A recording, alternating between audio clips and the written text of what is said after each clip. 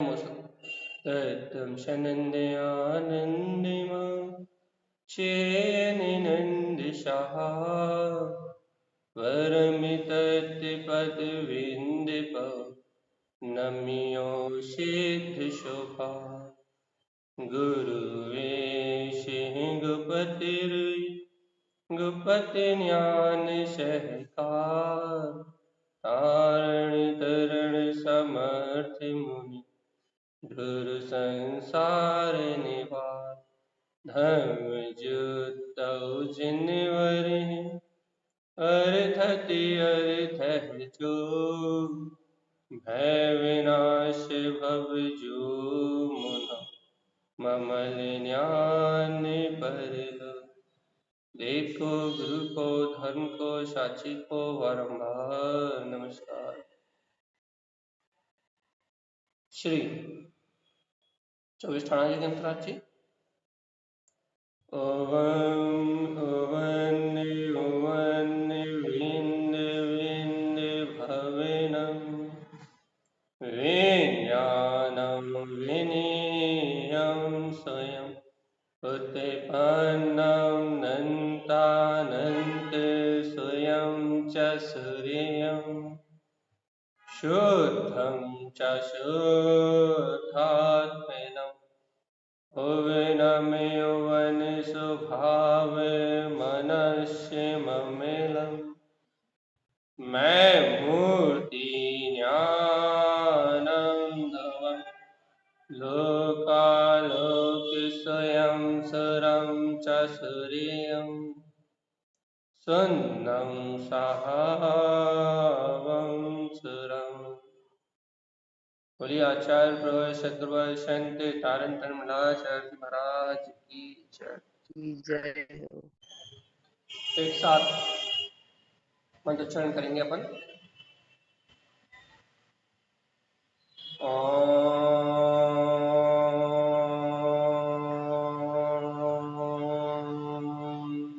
नमः सिद्ध नमो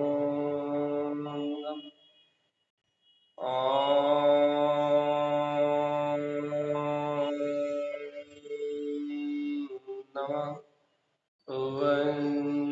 सिद्ध नमो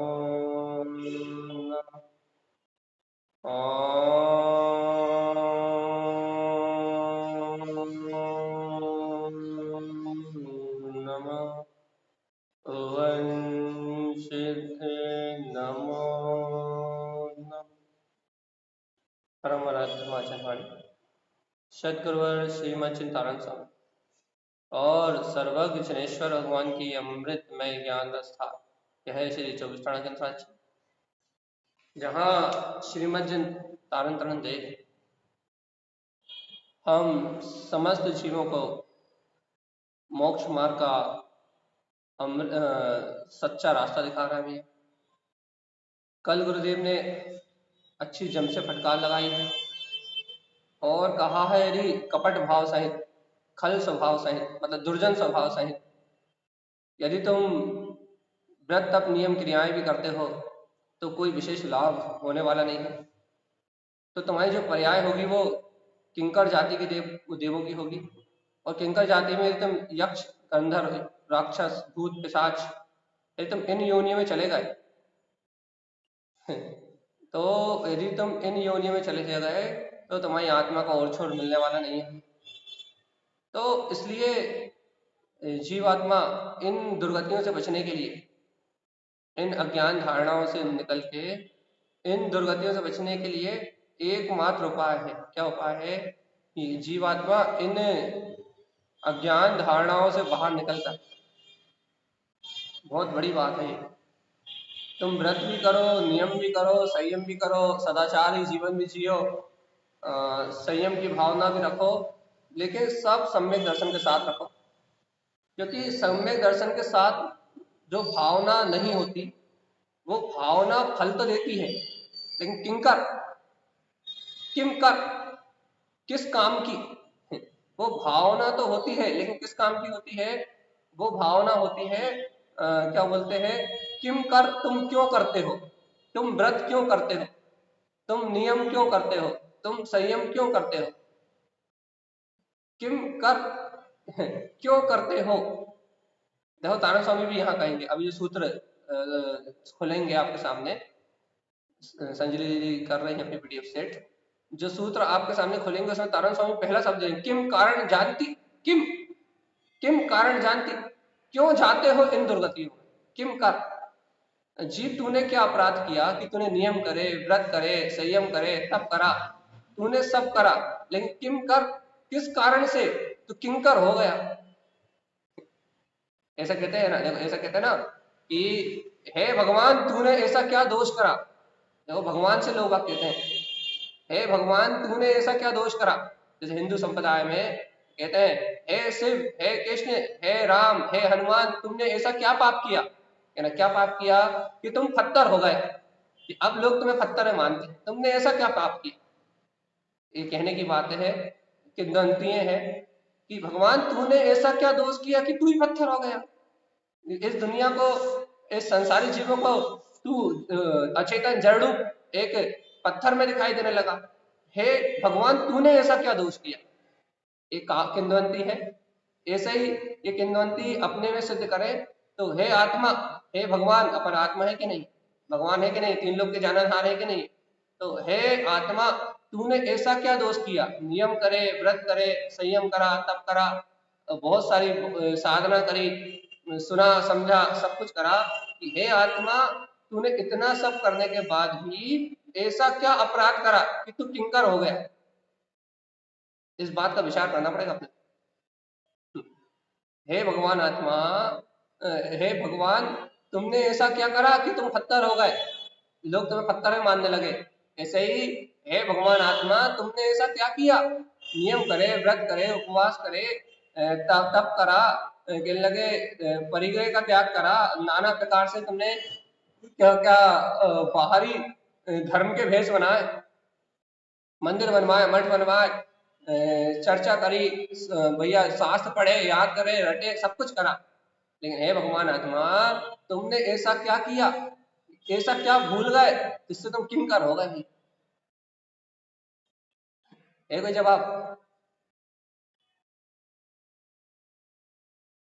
और जीवात्मा जब तक ये जवाब अपने पास नहीं है ना, कि हमने ऐसा क्या किया कि हम इन गतियों में आ गए, जब तक अंतरात्मा में अपने पास ये जवाब नहीं है ना, तब तक आपका और हमारा जीवन बड़ा खतरे में है भी। जैसे कि अभी महामत्स्य की चर्चा जब करते हैं, जब भी करते हैं स्वयंभू रमण में, वह विशाल अवगाहना वाला 500 योजन की अवगाहना वाला वो विशाल महामत्स्य, वो मरण के अंतर मुहूर्त पहले सम्यक छूटने के बाद जन्म के 3 अंतर मुहूर्त के अंदर अंदर पंचम गुण स्थान तक प्राप्त कर लेने वाला वो महामत्स्य, ये मरण करके विमानित देव होता है। देखो तो एक ही गलती करी है, सब उपास व्रत करे थे बंधन छुड़ाने के लिए, पर वो स्वा को भूला हूँ तो वो बंधन में ही आ गए सब, बस बिल्कुल सही, बंधन में आ गए, निर्जरा में पहुंचे ही नहीं पाए। बिल्कुल सही चीज। अगला पैराग्राफ अगला चालू हो गया, ये अपने कल कर लिया। तो क्या कह रहा है, बिल्कुल सही कि व्रत तो करे, नियम तो करे, सरला जी बिल्कुल सही बोल रही है, एकदम राइट, कि करा तो तूने सब, लेकिन कर्तव्य का अहंकार छोड़ के नहीं कर पाया, ध्रुव त्रिकाली गायक आत्मा को स्वीकार करके नहीं कर पाया। यदि तूने यही सब यदि भगवान आत्मा की स्वीकारता से किया होता तो ये सारा कार्य निर्माण के वाजे बसते थे, बधाई बस्ती निर्माण की, मुक्ति श्री वधु का रसपान होता, अंतर आत्मा की जय जयकार होती, लेकिन जीवात्मा तूने किया तो लेकिन ये मान के किया कि मैं ही कर रहा हूं, तूने ये मान के नहीं किया कि सर्वज्ञ देव की आज्ञा है तो मेरा आत्मा तो करता है, सर्वज्ञ की आज्ञा को मान के नहीं किया, कर्ता बुद्धि से किया, तो भाई कर्ता बुद्धि से करने वाले की मौत तो होती है। निर्णय कर लो भगवान जी, किया तो लेकिन कर्ता पने की फांस लेके किया तो लेकिन लौकिक आस लेके किया तो शरीर में बुद्धि रख के किया तो परिणमन की मान्यता करके किया तो अज्ञान भाव सहित किया तो तीव्र राग और देश की भावना सहित किया तो अनाचार से किया, किया तो अविवेक से किया, किया लेकिन अश्रद्धान सहित किया, किया तो ये किया तो मैंने लेकिन मिथ्या दर्शन सहित किया। अब भैया ये जो अज्ञान सहित जो जो किया सो फल, जैसा जैसा किया वैसा वैसा फल। किम कारण जानती, देखो पहला सूत्र है किम कारण जानती। अब आपसे और हमसे यदि कोई पूछे कि भैया इतनी तत्व चर्चा कर रहे हो, इतने नियम कर रहे हो, इतने व्रत कर रहे हो, आप कहाँ जाओगे? और यदि कोई आपको बता दे कि किंकर जानती कि आप किंकर पर्याय में जाने वाले हो, तो क्या लगेगा आपको? भगवान जी इतने नियम किए, इतने व्रत किए, इतनी तपस्या करी, इतनी तत्व चर्चा करी, दिन रात आत्मा आत्मा की चर्चा करते रहे, हम किंकर पर्याय में क्यों जाएंगे? अरे भगवान जी तुमने किया तो किंकर, तुमने किया तो लेकिन कारण को छोड़ के किया। किस कारण से? किंकर मतलब किस कारण से, मतलब हम इतना सब करने के बाद भी यक्ष राक्षस भूत पिशाच इन योनि में क्यों जाएंगे? क्योंकि तुमने किया तो, लेकिन कर्ता पने के झूठे अहंकार के साथ करता किया, नहीं किया की बात नहीं है, किया लेकिन कैसे किया? अज्ञान धारणाओं में कर्तव्य की मान्यता के साथ किया। किया तो नहीं करने का कोई काम नहीं, यदि ये भी नहीं करते तो नरक में जन्म लेते, लेकिन नरक से एक पृथ्वी ऊपर जन्म ले रहे हो आप, 2 पृथ्वी ऊपर जन्म ले रहे हो, तो आपका जन्म तो हो रहा है लेकिन किस कारण से हो रहा है भैया? भैया देखो परिणाम तो शुभ थे तभी हो रहा है, लेकिन परिणाम में सम्यक नहीं था, वो कारण है। मिथ्या दृष्टि मिथ्या से वर्णन करोगे तो उन पर्याय में जाओगे, सम्यक दृष्टि उन पर्याय में जाते नहीं। इसलिए जीवात्मा सम्यक सारी समस्याओं का उपाय है, निराकरण है।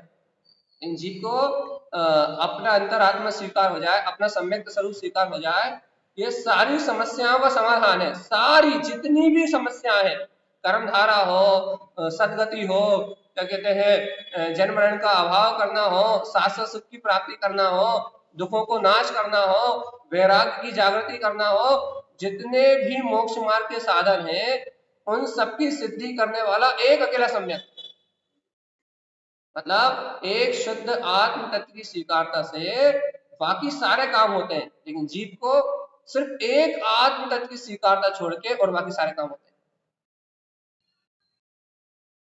तो आपको लगता होगा कि एक ही एक बात को कब तक कहा जाए और एक ही एक बात को कब तक घिसा जाए, ऐसा लगता होगा आपको कि भैया रोज आत्मा, रोज आत्मा, रोज आत्मा, एक आध दिन तो आत्मा से हट के कोई बात कहो।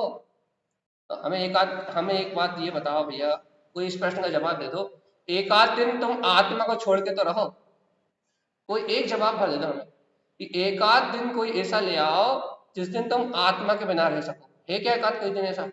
एक आध कोई व्यक्ति मुझे हाथ रेस हैंड करके बता दो भैया आज हम आत्मा से रहे थे, चलिए एक आध व्यक्ति चाहिए, बस एक चाहिए। इस ब्रह्मांड में कोई सा एक व्यक्ति लाओ जो चलता हो, बोलता हो, खाता हो, पीता हो, बात कर सकता हो, लेकिन जिसमें आत्मा नहीं हो। एक आध ऐसा व्यक्ति ले आओ तो अपन जल्दी से अपना पूरा किस्सा खत्म करें, अपन आत्मा की बात करना बंद कर दे, भेद ज्ञान की चर्चा करना बंद कर दे, और स्वभाव भाव ये सब जिनवाणी वगैरह, ये गुरुदेव की वाणी और जिनेन्द्र भगवान का उपदेश, ये सारा कार्य अपन अब्बियाली समापन की ओर लेके चले। बस एक व्यक्ति ढूंढ के ले आओ, एक व्यक्ति जो चल रहा हो, खा रहा हो, पी रहा हो, उठ रहा हो, बैठ रहा हो, बातें कर रहा हो, लेकिन वो ये कह दे प्रमाण करके कि मुझ में मैं आत्मा नहीं, बिना आत्मा के मैं आत्मा को एक दो समय के लिए छोड़ के आया हूं।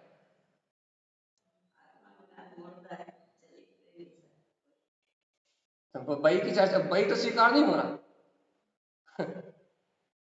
वही सम्यक तो स्वीकार नहीं हो रहा, वही अनुभूति तो स्वीकार नहीं हो रही, वही ज्ञायकपना तो स्वीकार नहीं हो रहा, वही ज्ञाता अधिष्ठा भगवान आत्मा। अरे तू भगवान ही है, तेरे अंदर में ज्ञायक शक्ति ही है, तू चैतन्य स्वभाव ही है, तेरे अंदर में ज्ञान विज्ञान के अलावा और कुछ है ही नहीं, है ही नहीं। फिर इच्छा कहां से आ गया? ये आ गया।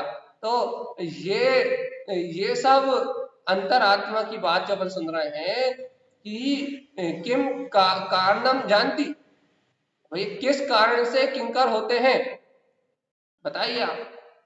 गुरुदेव ने कहा, देखिए ध्यान से हमने क्या कहा, किम विशेष रमनम खल पृथ्वी स्वभाव उत्पन्न, किस कारण से हम खल पृथ्वी में जन्म लेते हैं, काय में रमण करके खल पृथ्वी में जन्म होता है। किंकर किम पुरुष स्वभाव, किस कारण से किम पुरुष नपुंसक पर्याय प्राप्त होती है। किम पुरुष मतलब निश्चय से कहा, नपुंसक पुरुषार्थहीन, किस कारण से पुरुषार्थहीनता की पर्याय प्रकट होती है। जिन उक्तम न रमनम किंकर जानती, सुनो तो ए जीवात्मा, जब तुम जिन भगवान के वचनों में रमण नहीं करते तो इन किंकर पर्याय में जन्म लेते। यहाँ लिखा है, हम आपको पढ़ के सुनाते हैं क्या लिखा है। यहाँ आचार्य देव कहते हैं कि ऐसे कौन से कारण हैं जिसके कारण से यह जीव कुदेव आदि योनियों में जन्म लेता है, किंकर पर्याय आदि में जन्म लेता है। कैसे, किन विशेषताओं में, किन परिणामों में रमण करने से यह जीव खल पृथ्वी में उत्पन्न होता है। क्या करता है भैया, किंकर किम पुरुष रूप आदि पर्याय में रत रहता है। कैसे, आचार्य कहते हैं कि जो जीव जिनेन्द्र परमात्मा की दिव्य ध्वनि में आए हुए वीतराग तत्व को, वस्तु स्वरूप को, जो भगवान की वाणी में जैसा तत्व का स्वरूप आया है, उस वीतराग सत्ता को, उस वीतराग तत्व को जो जीव नहीं देखता, उसमें नहीं रमता, वह जीव किंकर की पर्याय में जन्म लेता है। अब यहाँ थोड़ा कड़ानियों का विषय लिखा हुआ है। जो जीव अज्ञान भाव सहित दुष्ट प्रवृत्ति पूर्वक व्रत, तप, नियम, संयम आदि को ग्रहण करता है, वह किंकर पर्याय में जन्म लेता है। अर्थात ऐसा समझो, नर्क की पृथ्वी कौन सी है, रत्न प्रभा, इसके 3 भाग है। हर भाग, इसमें असुर कुमार के अलावा शेष 9 प्रकार के भवनवासी देव रहते हैं। राक्षसों के अतिरिक्त से 7 प्रकार के वेंतर देव भी इसमें रहते हैं भैया। अंक भाग, इसमें असुर कुमार, भवनवासी देव और राक्षस वेंतर देव रहते हैं। और अवगुल भाग, तो क्या भैया इसमें प्रथम नर्क, इसमें नर्क नारकी जीवों के आवास स्थान अर्थात बिल है। तीसरे में नहीं गए आप, दूसरे में नहीं गए आप पहले खर भाग में चले गए। क्यों, क्योंकि आपके अंदर में जो कपट की भावना, दुष्ट स्वभाव है ना, कठोर भाव है ना, ये कठोर भाव 16 कर रहे हैं, हाय 16, हाय 16, हाय 16, छू छू छू छू छू, परिणाम में बिल्कुल समता नहीं है भाई। ऐसे नरक ही जाते थे, लेकिन जिनके जो 16 कर रहे हैं परिणाम में समता है, लेकिन भगवान जी परिणाम में भी समता है, 16 भी हो रहा है, लेकिन आत्म तत्व का बोध नहीं है, साक्षी भाव की स्वीकारता नहीं है, उनके लिए ये स्थान है। मान 16 कर रहा है, थोड़ी देर परिणाम शुभ है, देवपति बन गई, तो फिर खर भाग में जन्म लोगे। भैया आपको नियम व्रत से कोई एलर्जी है क्या? अरे दिन रात भावना भाते हैं भगवान जी, कब अणुव्रत आए, कब महाव्रत आए, कब संयम जीवन में आए और कब दुनिया के जंजाल से छूटे। तो फिर ये बातें क्यों कर रहे हैं आप, नियम व्रत संयम की ये बातें क्यों फालतू। यहाँ ऐसा लिखा है कि यदि अज्ञान लक्ष्य पूर्वक तत्व की श्रद्धा को छोड़ के, जिनेश्वर भगवान के आदेश को ठुकरा के, भगवान की देव ध्वनि में आए हुए अपने वीतराग स्वभाव का विस्मरण करके यदि ये सारी क्रियाओं रूप प्रलमन होते भी हो, तो तुम्हारा जो परिभ्रमण है वो खत्म होने वाला नहीं है। परिभ्रमण करते करते तुम खर पृथ्वी में जन्म लोगे, और क्या करोगे भैया, खर भाग में जन्म लेके तुम असुर कुमार के अलावा जो जो अन्य देव है, भवनवासी देव, भयंकरवासी देव, राक्षस आदि, इन पर्याय में जाके आप आराम से रहोगे। तो इसलिए सावधान, क्या करना है, अंतर आत्म शक्ति को जगा के, अपने ज्ञायक भाव को जगा के बढ़िया आनंद में रहना जीवात्मा। सुन लो, बिना आत्म तत्व को स्वीकार करे, किसी भी कीमत पे सम्यक दर्शन को अंगीकार किए बिना इस ब्रह्मांड की कोई भी ताकत अपनी आत्मा का हित करने वाली नहीं। इसलिए प्रथम मंगल सम्यक को कहा जाता है। अपन तत्व मंगल को मंगल कहते हैं, ये व्यवहार भाषा है। उस तत्व मंगल में आत्मा का ही मंगल, तत्व का ही मंगल है। सम्यक दर्शन से ही मंगल प्रारंभ किया है। तो व्यवहार में तत्व मंगल को मंगल कहते हैं, निश्चय में तत्व मंगल के अनुभव को मंगल कहते हैं। जिन्हें तत्व मंगल का अनुभव है, वास्तव में वो सम्यक्ति ही मंगलमय है। क्या करता है?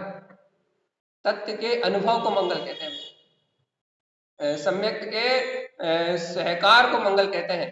और यदि जिसके अंदर पहला मंगल हो जाता है, सम्यक दर्शन रूपी मंगल जिनका प्रारंभ हो जाता है, सच्चा श्रद्धांत जिनके अंदर में हो जाता है, उनका जिनको मंगल में मंगल अपना स्वभाव स्वीकार हो जाता है, भगवान आत्मा उनके सारे अमंगल ऑटोमेटिकली नाश को प्राप्त होते हैं। आत्मा मंगल में है, जिसको ये आत्म स्वरूप मंगल में अपना वितराग स्वभाव स्वीकार होता है, उसके सारे अमंगल के भाव अपने आप भुला जाते हैं। एक मंगल से सारे अमंगल चलते हैं। एक निज स्वभाव का मंगलाचरण हो जाए, मैं आत्मा, शुद्धात्मा, परमात्मा, गायक तत्व, भगवान आत्मा, ऐसी सच्ची मान्यता, सच्ची स्वीकारता, सच्चा अनुभव, शब्द कुछ भी दे दो, एक बार आत्म स्वभाव को ग्रहण करने का मंगल में आमंत्रण हो जाए, मंगल में एक बार प्रारंभ हो जाए, आत्म तत्व एक बार स्वीकार हो जाए, तो उस जीव के जीवन में फिर सारे मंगल प्रारंभ हो जाते हैं। फिर ज्ञान का मंगल, फिर चारित्र का मंगल, फिर तप का मंगल, फिर सारे मंगल होंगे। और मंगल में केवल ज्ञान को प्राप्त करके वो जीव संसार की यात्रा छूट जाए। एक मंगल से सब मंगल।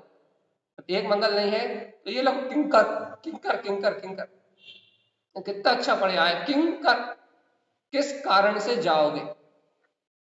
कहा देव नपुंसक नहीं होते, लेकिन पुरुषार्थहीनता की अपेक्षा से, मिथ्यात्व की अपेक्षा से नपुंसक पर्याय, पुरुषार्थहीनता की अपेक्षा से क्या है? पर्याय है कि तुम किस कारण से जाओगे। कहा? नपुंसक पर्याय में, अर्थात जहां पुरुषार्थ करने की भावना ही नहीं होगी।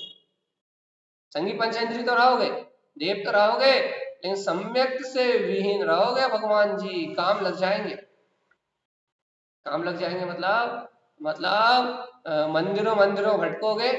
है ये खर पृथ्वी वाले तो नहीं भटकते, लेकिन जो वैंतरवासी देव अपनी ये चित्रा पृथ्वी पे है, मध्य लोक में, वो तो भटकते। तो यदि खर भाग में ना बन के यदि तुम यहाँ चित्रा पृथ्वी पे वैंतर बन गए तो क्या होगा? गली गली चौबारा चौबारा भटकोगे, भूत प्रेत बन के भटकोगे, और भगवान जी मंदिरों में रहोगे, गुरु महाराज के चैत्यालय में रहोगे, वेदी के आसपास घूमोगे, लेकिन अपनी हृदय रूपी वेदिका पे आत्म तत्व का अनुभव नहीं कर पाओगे। ये संसार की माया है, इस माया में फंस जाओगे और मोह के बंधन को नहीं तोड़ पाओगे।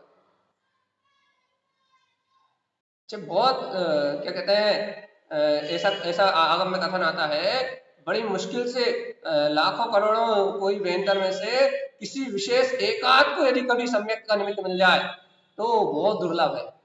यदि किसी विशेष को मिल जाए तो, नहीं तो इन्हें कौतूहल में इतना आनंद आता है, इन्हें लौकिक कौतूहल में इतना आनंद आता है, इनका मनोरंजन गारव इतना तीव्र होता है कौतूहल में और दीनहीन परिणामों में। एक देव से दूसरा देव हीन होता है, तो दीनहीन परिणामों में ये इतने आत्रो ध्यान करते हैं, या इनका कौतूहल इतना अधिक होता है कि भगवान जी इनके इस कौतूहल के कारण से इन्हें आत्महितार्थ कोई भाव ही नहीं आता, कल्याण हितार्थ कोई भाव ही नहीं आता। इनके इंद्र देव अलग होते हैं, इनके सामान्य देव अलग होते हैं, इनके पार्षद अलग होते हैं, त्रायतींस अलग होते हैं, इनके राजा मंत्री सिपाही, मतलब इनकी पूरी व्यवस्था अलग। तो करना क्या है?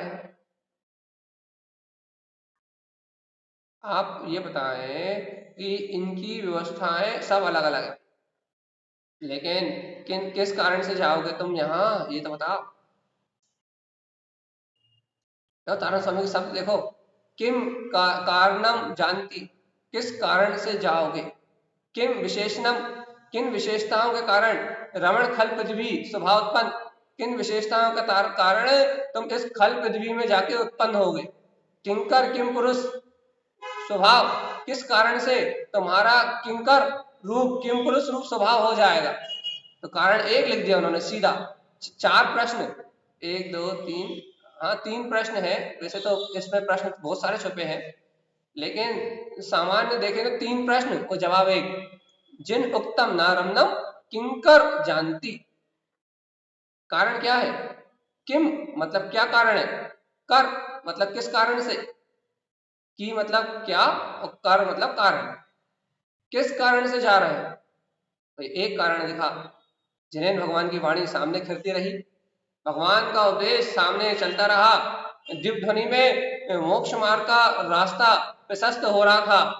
भगवान मोक्ष मार्ग की बात कह रहे थे, चारण तरण स्वामी मोक्ष मार्ग का उपदेश दे रहे थे, चारों तरफ दिव्य ध्वनि का शंखनाद हो रहा था, लेकिन ये जीव कान से भेरा, अज्ञान से भेरा और मिथ्यास से अंधा होके क्या करता रहा कि भगवान की वाणी में आचरण न करके अपने मन अनुसार प्रवृत्ति करता रहा। तो क्या हुआ, अज्ञान भाव से व्रत तप नियम आदि क्रियाएं करी और चला गया किंकर भाव सहित, किंकर पर्याय में, और वहां जाके असहनीय दुखों को सहन करेगा। काय को सहन करेगा, देव है आनंद बनाएगा। भैया यदि जब विमानों में आनंद नहीं है, जब ग्रेवक नौवे ग्रेवक में आनंद नहीं है, नौवे ग्रेवक से ज्यादा सुखी नारकी, पहले नर्क का सम्यक दृष्टि, दूसरे नर्क, तीसरे नर्क तक का सम्यक दृष्टि, अरे 7वें नर्क का सम्यक दृष्टि, नौवे ग्रेवक के मिथ्या दृष्टि देव से ज्यादा सुखी। जब भगवान जी नारक के नारकी ग्रेवक के देवों से ज्यादा सुखी हैं, ओ रे कैसा आश्चर्य। आत्म सुख को ही सुख माना गया है अध्यात्म में। 7वें नरक का नारकी 9वें ग्रेवक के मिथ्या दृष्टि जीव से अत्यधिक अनंत गुणा ज्यादा सुखी है, या ऐसा क्योंकि ऐसा कहा जाता ना कि सम्यक दृष्टि तीसरे नरक के ऊपर नहीं जाता। बिल्कुल सत्य बात है। क्षयोपम सम्यक दृष्टि जीव तीसरे नरक तक जाता है, लेकिन 7वें नरक का नारकी वेदना के निमित्त से वहां सम्यक दर्शन प्राप्त कर लेता है। इसलिए सम्यक दर्शन जी बराबर। की अपेक्षा से 7वें नरक का नारकी 9वें ग्रेवक के देव से अत्यधिक ज्यादा सुखी। क्षयक सम्यक दृष्टि पहले नरक तक जाता है, क्षयोपम सम्यक दृष्टि की स्टेज तीसरे नरक तक। लेकिन जो मरण करके 4 अंतर मुहूर्त का सम्यक का विरह करके जिन जीवों ने 7वें नरक में उत्पन्न होते ही प्राप्त कर लिया या फिर वेदना के निमित्त से प्राप्त किया, तो उन जीवों को वहां 9वें ग्रेवक से ज्यादा सुख है। बताओ सबसे खतरनाक लेस्या कौन सी होती है, सबसे दुष्ट लेस्या कौन सी है, बताओ कौन सी है? नील कृष्ण कापोत में सबसे खतरनाक कौन सी है? कृष्ण लेस्या। हाँ, उत्कृष्ट कृष्ण लेस्या 7वें नरक में, कृष्ण नहीं उत्कृष्ट, उत्कृष्ट कृष्ण लेस्या के परिणाम में जीव को जहां आत्म अनुभूति हुई तो वो परम शुक्ल लेस्या नहीं, 9वें ग्रेवक में शुक्ल, हाँ 9वें ग्रेवक में शुक्ल लेस्या के साथ वहां आनंद नहीं है, वहां सुख नहीं है।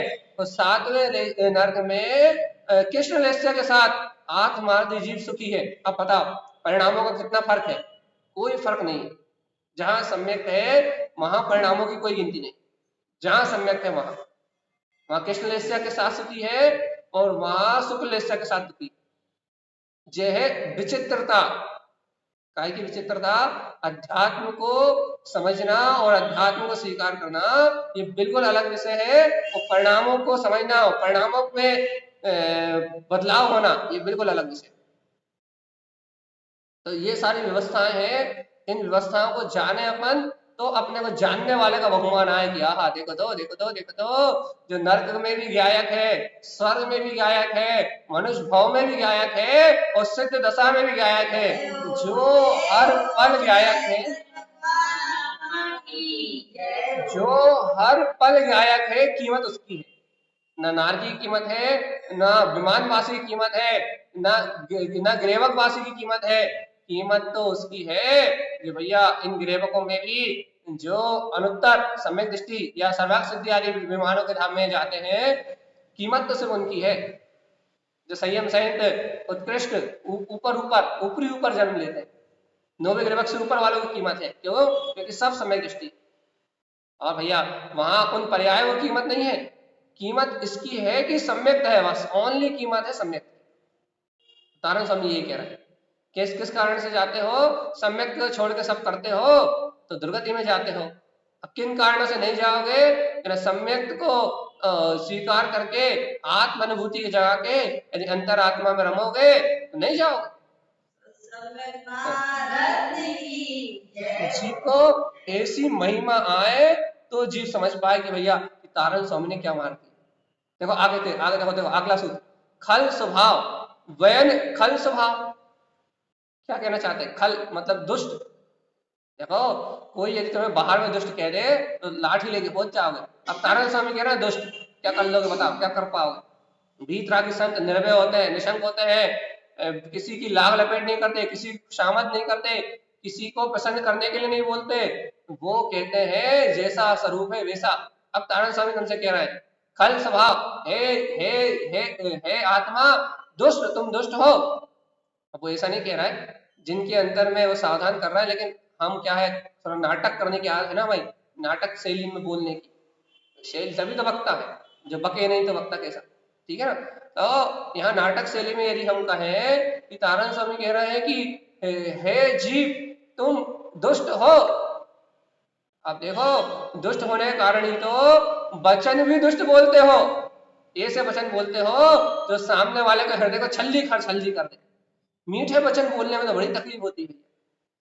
किसी से प्रेम भरे वात्सल्य भरे दो शब्द बोल दो जिससे उसके मन में पीड़ा ना हो, जिसके उसके मन में खेद खिन्नता ना हो, जिससे उसके मन में आकुलता ना हो, किसी से प्रेम भरे दो शब्द बोल दो, ऐसा तुमसे बोल के नहीं बनता। तो सामने वाले से क्रोध पूर्वक कि सामने वाला का हृदय छल्ली हो जाए, हमने अच्छी सुनाई, हमने तो ऐसी कही कि वो कछु कह ही नहीं पाओ, ऐसे वचन बोल के सामने वाले का हृदय तार हो जाए, तो आकुलता में, विकल्प में और चिंता में ही मर जाए, ऐसे वचन बोल के दुष्ट स्वभाव सहित दुष्ट वचन बोल के तुम क्या हासिल करना चाहते हो जीवात्मा? देखो मैंने नहीं लिखा ये तारण स्वामी ने कहा जिनके वचन दुष्ट होते हैं खल स्वभाव, उनका स्वभाव दुर्जन है। वो सिर्फ अपने लाभ की सोचते हैं, अपने फायदे की सोचते हैं, अपने स्वार्थ की सोचते हैं। उन्हें अन्य जीवों से, सास से, बहू से, पिता से, पुत्र से, पति से, बच्चों से उन्हें कोई मतलब नहीं होता। अपना स्वार्थ जिनसे पूरा होता है उनसे अच्छे से बोलते हैं, और जहां स्वार्थ अच्छा से पूरा नहीं होता वहां बुरे से बोलते हैं, अपने स्वार्थ अनुरूप परिणमन करते हैं। दुष्ट तारण स्वामी कह रहा है, देखो तारण स्वामी नाटक शैली सुनो आप अच्छी, हम आपको बहुत अच्छी कहानी सुनाए कि तारण स्वामी कह रहा है आत्मान तुम ऐसे दुष्ट प्रवृत्तिवान होके दुष्ट शब्दों को ही बोलते हो तो तुम्हारा स्वभाव किंकर पर्याय जानती, क्या होगा? किंकर पर्याय में जाने का तुम्हारा स्वभाव बनेगा। तो देखो इस भैया ऐसे दुष्ट वचनों क्यों बोलता है? भगवान की वाणी क्यों नहीं कहता? वस्तु स्वरूप का निर्णय की बात क्यों नहीं कहता? अकर्ता स्वभाव की बात क्यों नहीं कहता? मुक्ति श्री की बात क्यों नहीं करता? जनरंजन राग जन स्वभाव क्या क्यों नहीं बोलता? जनरंजन राग में लग के जन स्वभाव, जनता को प्रश्न करने का भाव बना रहता है। संसारी जीव पसंद रहे, बस एक ही भाव है जीव का, समाज में हमारा व्यवहार उत्कृष्ट हो, देश में हमारा व्यवहार उत्कृष्ट हो। ये नहीं कह रहे इनसे व्यवहार बिगाड़ लो, हाँ इनसे मान सम्मान यश कीर्ति पाने की अभिलाषा आपको बड़े बड़े लोगों के बीच में बैठने के लिए मजबूर करती है, गरीबों के साथ कोई नहीं रहना चाहता ना, ऐसा संसार का स्वभाव है। तो क्या कह रहा है कि जनरंजन राग स्वभाव, जीव का स्वभाव कैसा है? जनता को रंजायमान करने का, पुत्र को रंजायमान कर ले, पति को रंजायमान कर ले, बच्चों को रंजायमान कर ले, दुनिया हमसे पसंद रहे, आहा कितना आनंद आता है, सब हमसे मीठा मीठा बोले, सब कहे वाह क्या भोजन बना है, तो कोई कहते अरे हमें तो बनाना ही नहीं आता, तो फिर देखो कैसे बरसेंगे अपन। भैया आप अच्छा व्यापार करते हो, कोई आपकी तारीफ कर दे कितने अच्छा व्यापार करते हो, और कोई कह दे अरे हाँ कमाने नहीं आता, वो तो पिताजी छोड़ गए बस जायदाद इसलिए बैठ रहे हो, खाई पकी पकाई मिल गई, फिर कैसा गुस्सा आता है, हमने कछु करा ही नहीं का। कोई कहते भैया वाह भैया कितनी जिम्मेदारी से परिवार का पालन पोषण कर रहे हो, बच्चों को बड़ा कर लिया, मकान बनवा लिया, गाड़ी खरीद ली, भैया कितना अच्छा काम करा तुमने, भैया बढ़िया स्वाभिमान आता है। और कोई कह दे अरे हाँ बनी बनाई दौलत छोड़ गए थे दादाजी, और वाय बैठ के खा रहे हो, हजम कर रहे हो, पुत्र परिवार आदि सब इस दौलत के आशीष से पल गए, या तुम नहीं पाल पाए, तो तुम्हारी पत्नी अच्छी थी, धर्म पत्नी वाह ने कर लो सब, धर्म पत्नी से कह रहे ये कछु नहीं कर पाई, ये तो लड़मती थी, वो पति अच्छो तो बहाने कर लो सब, तो क्या कैसा लगता है? आग ना लग जाए तो कहना भैया, और फिर कैसे बरसेंगे? अंतर में विकल्पों की वर्षा होगी, और बाहर में बड़ बड़ बड़ बड़ बड़ बड़ बड़ बड़ ऐसा मुंह चालू होगा कि बंद ही नहीं होगा, उसमें ताल लगाना मुश्किल हो जाए। ये दुष्ट स्वभाव, अब तारा समझ, खल खल खल खल, और तुम्हारा स्वभाव ही ऐसा है, खलनायक हो तुम, तुम्हारा स्वभाव ही खलनायक दुष्ट है, तो खलनायक की गति कौन सी? नियम व्रत संयम कर रहे हो, नरक तो तुम्हें तीसरी पृथ्वी में तो तुम्हें भेज नहीं सकते, रत्न प्रभा पृथ्वी के 3 भाग, तीसरे भाग में तो तुम्हें भेज नहीं सकते, तो क्या करें? अब पहली वाली में रिजर्वेशन पक्का कर दो, और क्या, तीसरी वाली में नहीं होगा, पहली वाली पृथ्वी में रिजर्वेशन हो जाए। बोलो जल्दी, कौन कौन को देव गति चाहिए?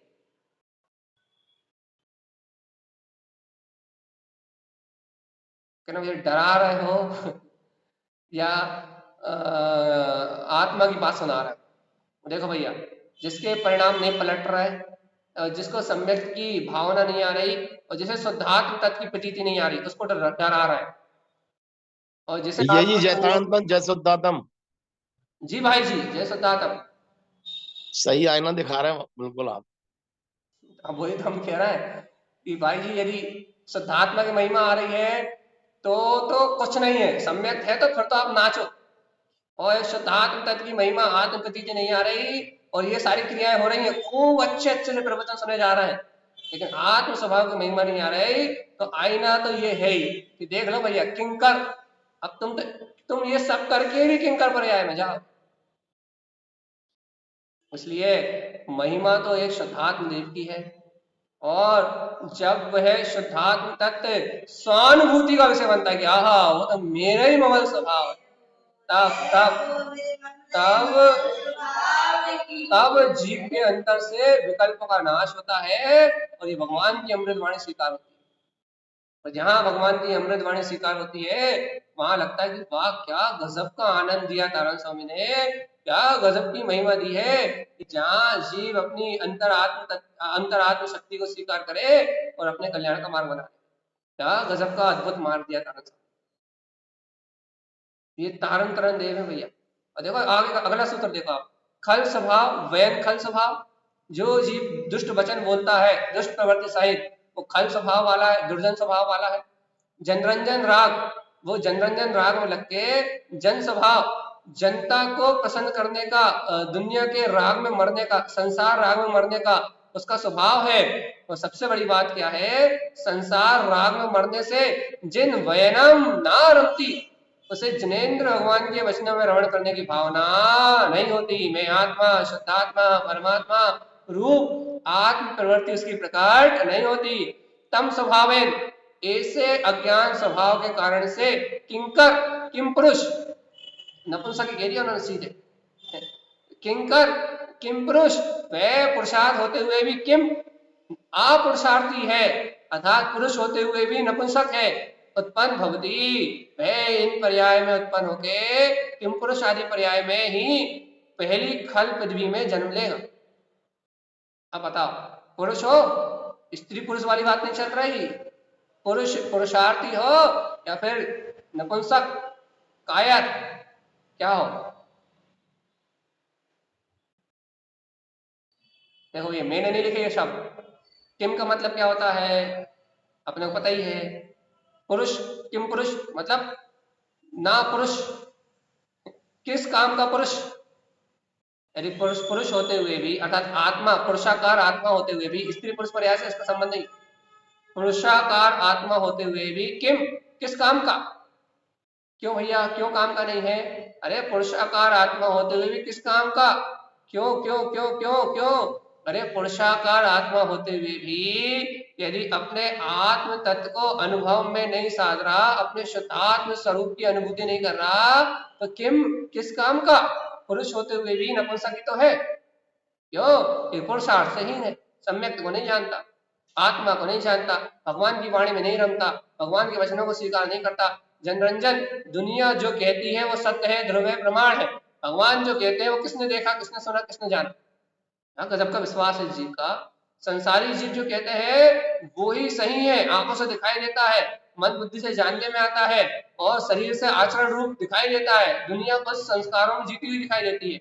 और भगवान जो कहते हैं वो तो पंचम काल में वैसे भावलिंगी मुनि भी नहीं दिखाई देते, वैसे समोषण भी नहीं दिखाई देते, वैसे यहाँ से मोक्ष जाते हुए भव जीव भी दिखाई नहीं देते। कहना यहाँ से तो हमें ऐसा कुछ दिखता ही नहीं जैसा भगवान कहते हैं।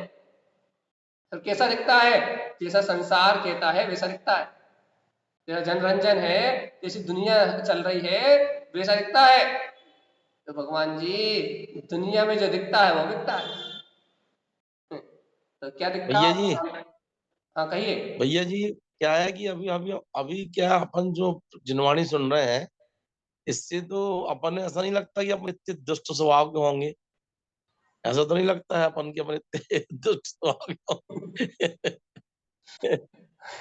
भाई जी आपका कहना बिल्कुल सही है। आत्मा की लगन लग रही है, स्वभाव की लगन लग रही है, तो अपने को ऐसा लगता तो नहीं है कि अपन इतने दुष्ट स्वभाव के होंगे। लेकिन बात सिर्फ इतनी सी चल रही है कि लगता तो बिल्कुल भी नहीं है। लेकिन बात इतनी सी है कि ये सुन अकेले रहे हैं, इससे परिणाम शुभ हो रहे हैं, ये बात भी बढ़िया है।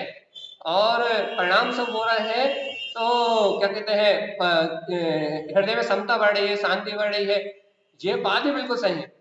लेकिन हृदय में समता बढ़ना, शांति बढ़ना, व्यवहारिक शांति बढ़ना, ये सब सम्यक के लक्षण नहीं है निश्चित। तो ये सम्यक के लक्षण नहीं है, मतलब सम्यक का लक्षण ये है कि इन सब समता शांति के बीच में भेद ज्ञान और तत्व का निर्णय कितना बढ़ा, वस्तु स्वभाव की स्वीकारता कितनी बढ़ी। क्योंकि अभी हमने उदाहरण दिया था कि नौवे ग्रेवक में शुक्लेश्या है, और शुक्लेश्या में परिणाम इतने समता शांति के हैं, ये सब कहते हैं कि नेवो ग्रेवक जाने वाले को यदि मुनि को यदि उसका शरीर चीर के उसके 2 टुकड़ा करके नमक और मिर्ची भर के वापस जोड़ दो तो उसकी आवाज नहीं आए। शांति तो इतनी बढ़ सकती है, जनवाणी सुन के शांति तो इतनी बढ़ सकती है कि आपको यदि कोई गर्दन भी काटे तो आप उससे तू ना बोलो। लेकिन भगवान जी जनवाणी सुन के इतनी शांति भी बढ़ जाए लेकिन अंतर आत्म अपने गायक तत्व की महिमा ना लगे तो फिर किंकर। अब आप और हम नहीं है, ये अपन इस भाव से कह सकते हैं कि आपको और हमें जनवाणी की अतः महिमा है और आत्मा की भी महिमा। इस अपेक्षा से अपन कह सकते हैं भैया हम इस दुष्ट स्वभाव वाले नहीं है। यदि महिमा है तो महिमा वसी निजनाथ की, तो फिर कोई आकुलता नहीं। यदि उसकी महिमा नहीं है तो फिर भगवान जी कोई कुछ भी हो सकता है, कोई कहीं भी जा सकता है। क्योंकि रोज ही हम कहते हैं नाना भावम नाना कम्मम नाना जीवा। तो भैया जब नाना प्रकार के भाव है, नाना प्रकार के कर्म है, नाना प्रकार के जीव है, तो अब कौन सा जीव किस परिणाम से किस परिणति को प्राप्त होता हुआ किस परिणमन को परिणमित हो, किस परिणमन रूप परिणमित होगा, इस बात की गारंटी केवल यानी परमात्मा के अलावा और किसी के पास नहीं, क्योंकि वो जानते हैं। या फिर जीव स्वयं के पुरुषार्थ के अलावा और कोई थर्मामीटर नहीं है कि जीव माप सके कि उसका क्या होने वाला है। जीव नाना प्रकार के हैं, नाना प्रकार के उनके कर्म है, नाना प्रकार के उनके भाव है, और नाना प्रकार के भाव रूप उनका परिणमन है, और नाना प्रकार के परिणमन से उनकी नाना प्रकार की पर्याय है। इसलिए यहाँ सब ऐसा भी कह सकते हैं भैया जी कि जब तक हमारे भीतर इच्छाएं हैं तब तक हमारी प्रवृत्ति सरल प्रवृत्ति नहीं कही जाएगी। देखो भैया इच्छाएं 2 प्रकार की, एक अनंतरवंदी कसाय की मिथ्यात्व सहित जो होती है, और एक इच्छा होती है 4 संज्ञाओं का निमित्त है तो भूख ना लगे ऐसा नहीं हो सकता, 4 संज्ञाओं के भाव ना आए ऐसा नहीं हो सकता। हाँ अशुभ राग वाली इच्छाएं कह रहे हैं अपन, कौन सी वाली? अशुभ राग वाली इच्छाएं। ये भी कोई निश्चित नहीं है। यदि किसी की पूर्व भाव की अशुभ धाराएं तीव्र है तो उस जीव को वर्तमान में संस्कारों की बहुलता होने के बाद आचार्य कौन से नाम याद नहीं आ रहा, उन्होंने लिखा है सम्यक की एक बहुत अच्छी अभूतपूर्व व्याख्या की है। उनसे पूछा गया कि हे भगवान आप बताइए ज्ञानी अशुभ भाव रूप परिणमित होता हुआ दिखाई दे रहा है, अशुभ क्रिया रूप प्रवृत्ति करता हुआ दिखाई दे रहा है, लेकिन ये सम्यक्ति है, ये आश्चर्य कैसे? अब नाम ये नहीं आ रहा, आप कहे तो गाथा ही भेज देंगे, हमारे पास है सब PDF से। तो उन्होंने जवाब दिया था भैया, क्या कहा था? पूर्व संस्कारगत यदि कोई जीव 5 इंद्रिय विषय भोगों में अशुभ भाव रूप भी परिणमित होता हुआ दिखाई दे रहा है, तो उसके इस परिणमन से वो मिथ्या दृष्टि है, इस बात का अंदाजा नहीं लगाया, क्योंकि नहीं, मिथ्या दृष्टि सम्यक दृष्टि नहीं बोल रहा मैं ये कह रहा था कि अगर हमारे भीतर अशुभ राग संबंधी इच्छाएं लगातार बनी रहती हैं, तो हम फिर कैसे अपने आप को आज्ञा सम्यक्ति कह सकते हैं, आप ये कह या रहे हम हैं, कैसे अपने आप को सरल प्रवृत्ति के कह सकते हैं? आपकी बात ये है कि यदि पाप की रुचि यदि हमें बनी हुई है, आपके शब्द ये है, जो आप कहना चाह रहे हैं उसे मैं अपने शब्दों में परिवर्तित कर देता हूँ।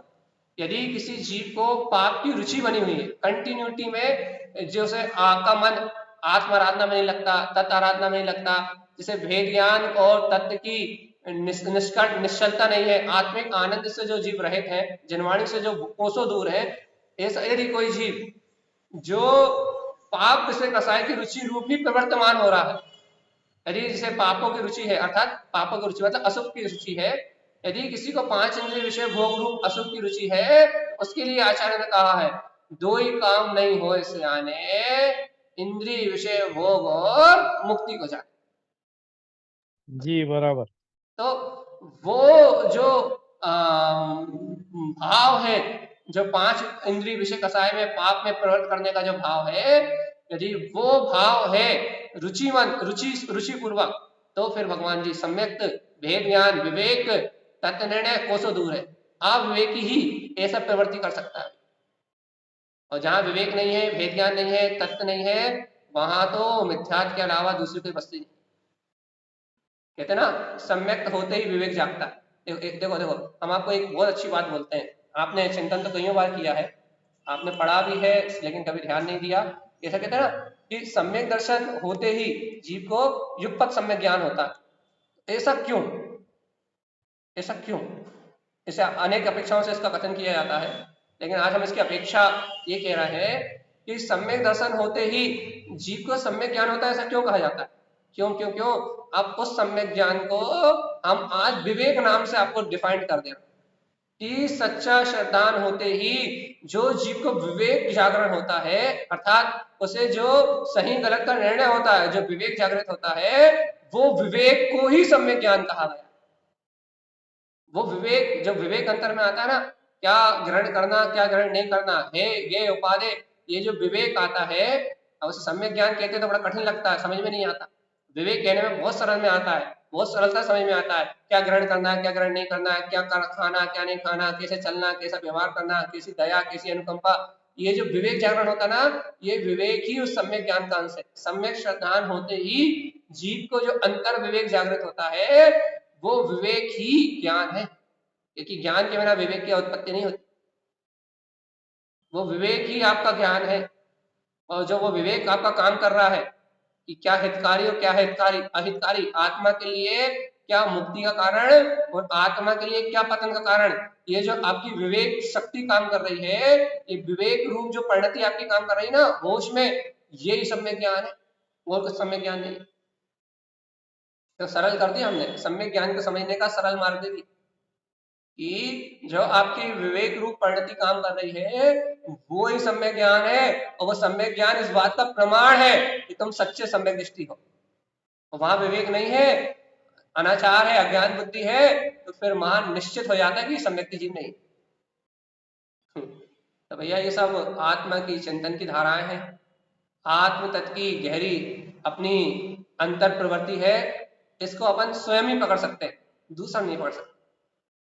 तो हमारे कहने का पूरा अभिप्राय सिर्फ इतना है कि गुरुदेव जो कह रहा है वो बात समझ में आ जाए कि तम स्वभावे किंकर किम पुरुष उत्पन्न भवती, तुम क्यों जाओगे इन पर्याय में?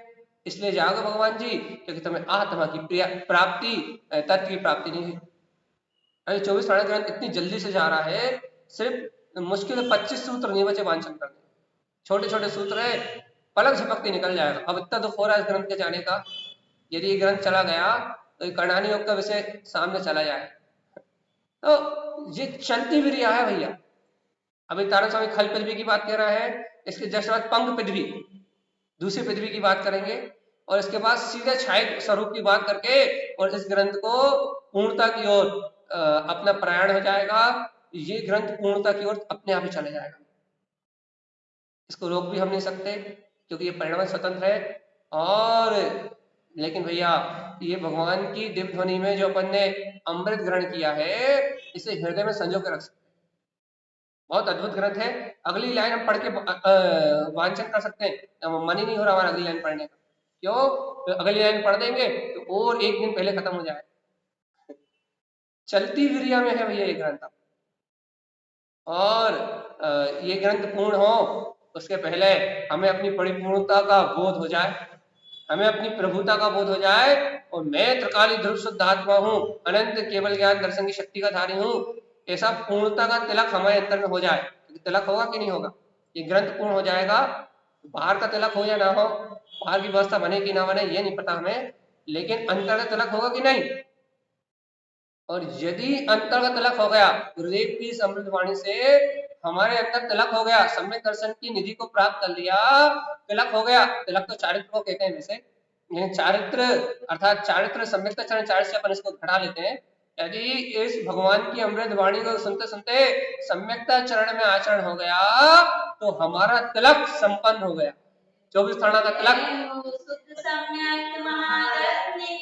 24 थाना जी का तिलक बाहर से मंदिर विधि भाव पूजा के अनुरूप हो या ना हो, इसका तो तत्समय की योग्यता निर्णय करेगी, लेकिन 24 थाना जी के ग्रंथ वांचन का तिलक भव्य जी के हृदय में सम्यक में आचरण करने रूप हो जाए तो ये तिलक ये अपने हाथ में। तो अपन अपने अंतर में इस स्वरूपाचरण का, निश्चय स्वरूप में आचरण का, जिन स्वभाव लिखा ना यहाँ, जिन स्वभाव में रमण करना, ना रमती लिखा है लेकिन ना को हटा दिया अपन, जिन वयन रमती ना हटा दो, बस जिन वयन रमती कर दो। क्या कि हमारा इन जिन वचनों में रमण हो जाए तो जय जयकार मच जाए भगवान। और जिन वचनों में रमण करके अंतर से जय जयकार मचा के, अंतर भाव शक्ति से अंतर प्रभुता को जान के, यदि मैं अपने आत्म स्वभाव में रम जाऊं, अपने आत्म स्वभाव में जम जाऊं, अपने आत्म स्वभाव में डूब जाऊं, तो मेरा हित तो नियम से होना ही है। अब पता भगवान जी यदि ऐसी महिमा सुन के यदि हृदय ना नाचे, मुझे तो फट का पत्थर लगता है। देखो कितना अच्छा उदाहरण दिया था हमने शुरू में, जिन्होंने नहीं सुना हो, जो लोग लेट चढ़े हो उनके लिए फिर से, वैसे शुरू में ज्यादा लोग थे अभी कम है, फिर भी एक बार और रिपीट, भगवान तूने क्या अपराध किया?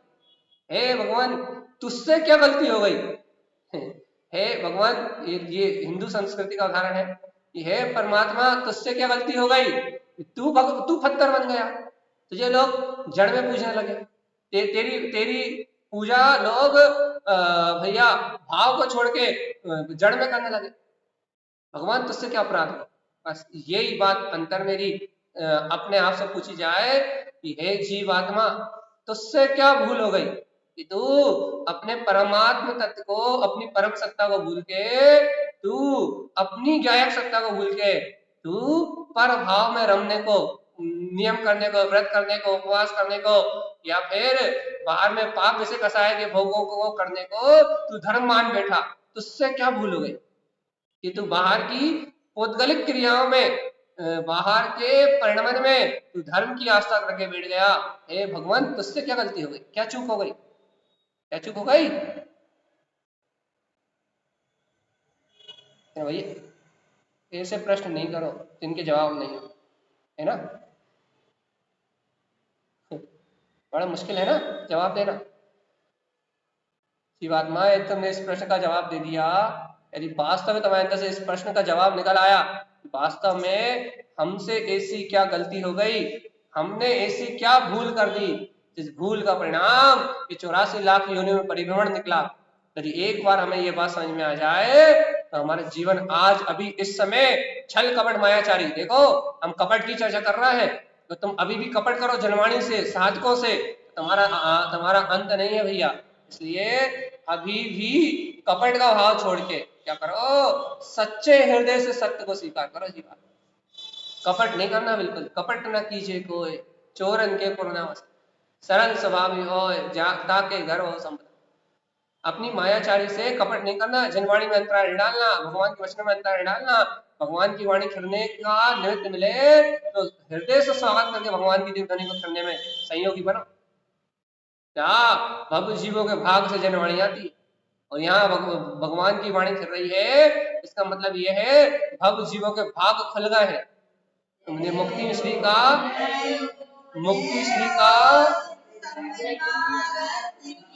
मुक्ति श्री का सहकार करने की अपूर्व वेला आ गई है, इसलिए दिव्य ध्वनि कर रही है। भगवान की दिव्य ध्वनि कर रही है मतलब आचार्य भगवान तारण स्वामी यदि भगवान की दिव्य ध्वनि का सार हमें बता रहे हैं तो अब यह बात तो पक्की होती है कि कहीं ना कहीं इतने सारे जीवों में से किन्हीं ना किन्हीं भव जीवों की होनार निकट आ गई है और जिनकी होनहार निकट आ गई है उनके लिए ये दिव्य ध्वनि कर रही है। भैया अपन तो दिव्य ध्वनि को सुनने वाले हैं, दिव्य ध्वनि का अनुभव करने वाले हैं, दिव्य ध्वनि को गुरुदेव की अमृत अनुभव रूप से निकली हुई ये भगवान की अंतर ध्वनि, इसको अपन जो शब्द अक्षर पद व्यंजन के रूप में हमें प्राप्त हुई है, इसको अपन भाव अनुभव करने वाले, भाव पूजा के विधान वाले, जड़ अचेतन अदेव आदि की मान्यताओं से रहित अपने में परम देव शुद्ध आत्मा की अनुभूति को प्राप्त करने वाले अपन तो शुद्ध मोक्ष मार्ग के अनुयायी हैं भैया। लेकिन बाहर में मोक्ष मार्ग के अनुयायी नाम से नहीं हुआ जा सकता, तारणपंथी नाम से मोक्ष अनुयायी नहीं हुआ जा सकता। मोक्ष अनुयायी तारण पथ है और तारण पथ है मतलब या आत्म अनुभूति का मार्ग ही मोक्ष का मार्ग है। यहाँ नाम जाति का भेद नहीं है, यहाँ हिंदू या मुसलमान का भेद नहीं है। तारण स्वामी के संग में सातों समुदाय के जीव परस्पर एक समान एक भाव से रहते थे और सबके अंदर एक भावना थी, वो भावना थी आत्महितार्थ, अपने स्वभाव का अनुभव करने की। जो भावना, जिस भावना को लेकर तारण स्वामी आगे बढ़े, जिस भावना को लेकर तारण स्वामी का पूरा संघ आगे बढ़ा, जिस भावना को लेके 53 लाख थे 43,45,315 331 सॉरी हाँ 43,45,331 जिस भावना को लेके इतने सारे भवजीव आगे बढ़े, उसी भावना को लेके हम भी आगे बढ़े और इस भाव भ्रमण की पीड़ा को छोड़ के, संसार सागर की यात्रा को छोड़ के शीघ्र अतिशीघ्र निर्माण का मार्ग बनाए। मन से राग दे, स्वार्थ की भावना को त्याग दे, क्योंकि कपट करोगे तो किंकर हो जाओगे। मन से छल को त्याग दें और निश्चल भावना के साथ गुरुदेव की अमृत वाणी को स्वीकार करें। यही आचार्य तारण देव का हम समस्त भव्य आत्माओं के मंगल में उपदेश है।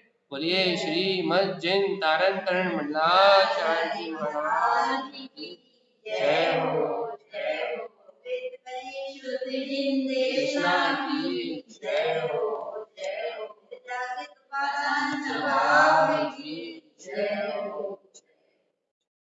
जय वस्तु आनंदे नंद शाह